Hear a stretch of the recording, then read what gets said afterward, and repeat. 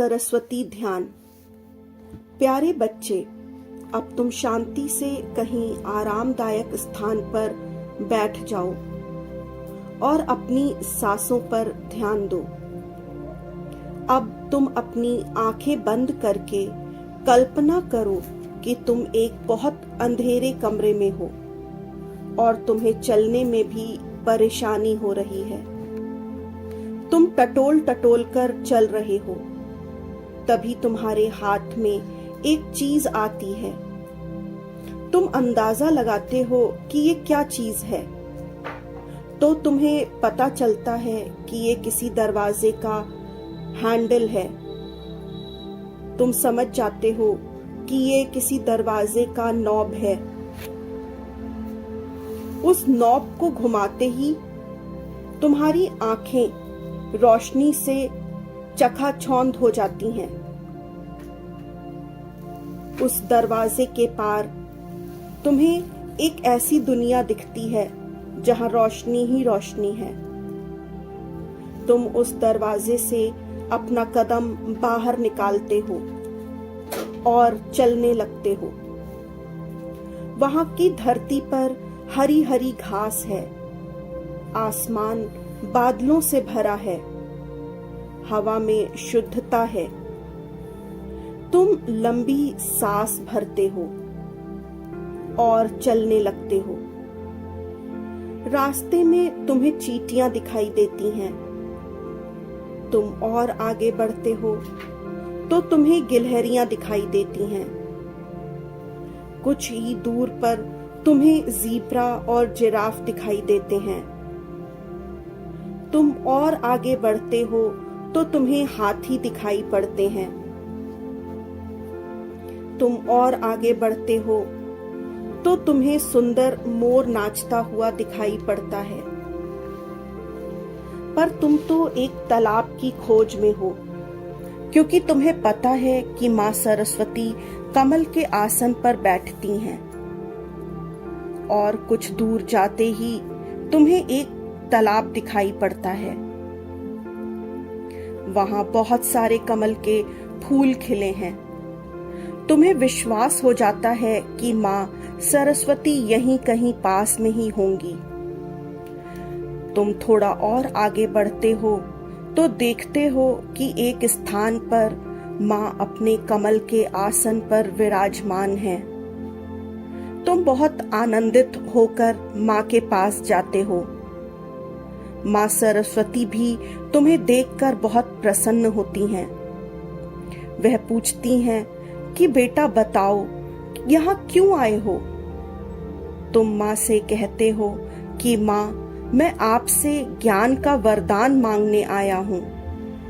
मां सरस्वती कहती हैं कि क्यों नहीं बेटा, मैं तुमको ज्ञान का वरदान दूंगी, परंतु इस वरदान को पाने के लिए तुम्हें ये प्रतिज्ञा करनी होगी कि तुम प्रतिदिन एक समय पर पढ़ाई करोगे और ज्ञानार्जन के लिए एक समय निर्धारित करोगे और प्रतिदिन पढ़ाई करोगे, चाहे कुछ हो जाए, चाहे ऋतुएं कैसी भी हों, चाहे गर्मी हो, सर्दी हो, वर्षा हो या शरद ऋतु ही क्यों ना हो, तुम पढ़ोगे। हाँ, कभी कभी तुम विराम ले सकते हो और विश्राम भी कर सकते हो। तुमको वचन देना होगा कि तुम ऐसा ही करोगे। इसके बाद तुम मां से पूछते हो कि मां, आपके हाथ में किताब भी है और वीणा भी है, ऐसा क्यों? तो मां तुम्हें बताती हैं कि बेटा, जब तुम पढ़ते हो तब तुम्हारा बायां मस्तिष्क काम करता है, परंतु जब तुम कोई रचनात्मक या कलात्मक कार्य करते हो तब तुम्हारा दायां मस्तिष्क भी काम करता है। और जब व्यक्ति के दोनों मस्तिष्क काम करते हैं तब वह व्यक्ति अपनी तार्किक और रचनात्मक कला का प्रयोग करके उत्तम परिणाम प्राप्त कर सकता है। इसलिए बहुत आवश्यक है कि तुम पढ़ाई लिखाई के साथ कोई रचनात्मक या कलात्मक कार्य भी करो, चाहे वो नृत्य सीखना हो, संगीत सीखना हो, कोई खेल खेलना हो, सिलाई करना हो, कढ़ाई करना हो या बुनाई करना हो। और एक बात मैं तुमको बताती हूं कि मेरे वरदान के साथ साथ एक वरदान तुम्हें और प्राप्त होता है, जो कि मेरी बहन लक्ष्मी जी के द्वारा तुम्हें दिया जाता है। उन्होंने मुझे वचन दिया था कि मैं जिसको वरदान दूंगी वो उसको स्वतः ही वरदान दे देंगी। तो यदि तुम मेरा वरदान प्राप्त करते हो तो माँ लक्ष्मी का वरदान तुम्हें स्वतः ही प्राप्त हो जाता है।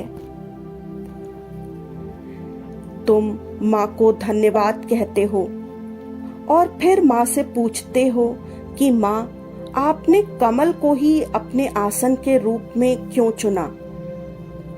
तब माँ बताती हैं कि कमल कीचड़ में ही खिलता है, उसी प्रकार तुम्हें भी संसार में कमल के फूल की भांति खिलना है। संसार में चाहे कितनी भी बुराई व्याप्त हो, तुम्हें उनसे अछूता रहना है और अपनी अच्छाई बनाए रखनी है। फिर तुम माँ से पूछते हो कि माँ, आपने अपना वाहन हंस को ही क्यों चुना? तब माँ तुम्हें बताती हैं कि ये हंस की एक विशेषता है कि वह दूध और पानी को अलग अलग कर लेता है तथा दूध ग्रहण कर लेता है और पानी छोड़ देता है। इसी प्रकार तुम्हें भी ये विवेक होना चाहिए कि तुम संसार में व्याप्त बुराइयों को त्याग दो और अच्छाइयों को ग्रहण करो। फिर तुम माँ से पूछते हो कि माँ, आप सदा श्वेत वस्त्र ही क्यों धारण करती हैं?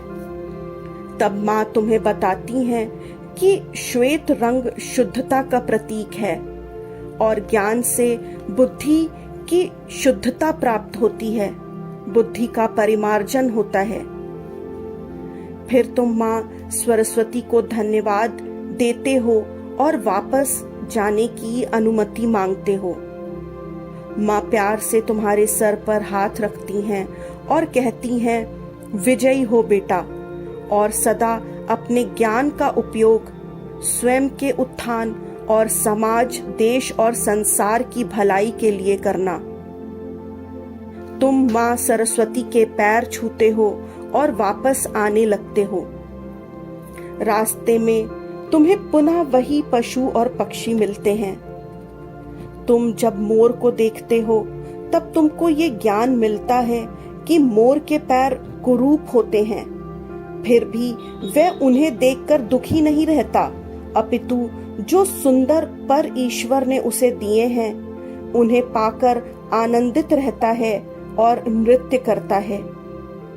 इससे तुम ये सीखते हो कि जो भी ईश्वर ने तुम्हें दिया है उसे पाकर आनंदित रहना ही अच्छाई है। तुम आगे चलते हो तो तुम्हें फिर वही चींटियां दिखाई देती हैं।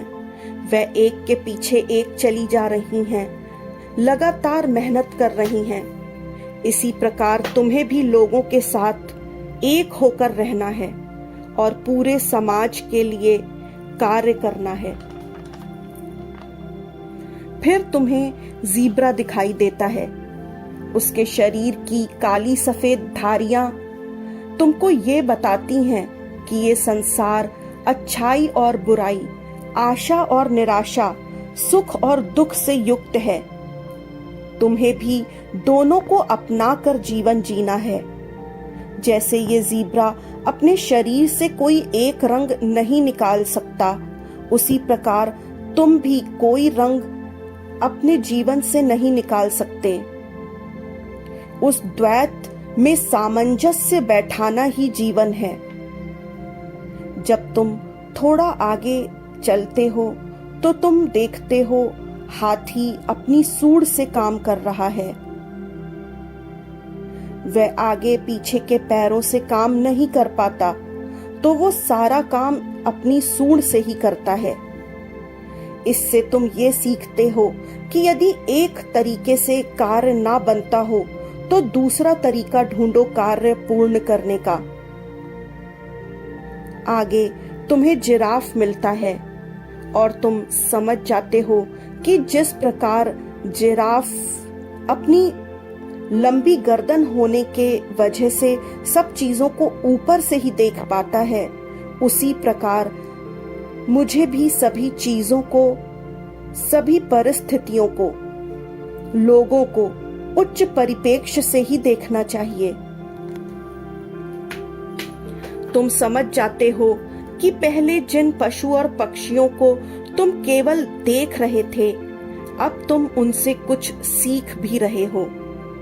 जरूरी नहीं कि ज्ञान केवल किताबों से मिले, ज्ञान तो प्रकृति की सब वस्तुओं से मिल सकता है। अब तुम अपनी दुनिया में वापस जाने के लिए उसी दरवाजे की ओर चल पड़ते हो। तुम्हारे मन में अजीब सी घबराहट है कि इस दुनिया में तो इतना उजाला है और मेरी दुनिया में इतना अंधेरा।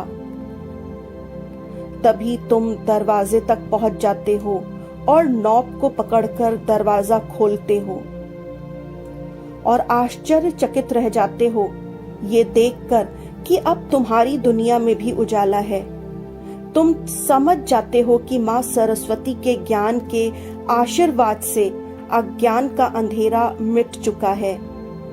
तुम मन ही मन कहते हो, ओम अस्तो माँ सद्गमय, तमसो माँ ज्योतिर्गमय, मृत्योर माँ अमृतगमय। तुम अपनी कुर्सी मेज पर पढ़ने बैठ जाते हो और स्वयं से निश्चय करते हो कि मैं प्रतिदिन पढ़ूंगा और ज्ञानार्जन करके स्वयं का, समाज का, देश का, संसार का भला करूंगा। ओम सरस्वताय नमः। ओम सरस्वताय नमः। ओम सरस्वताय नमः।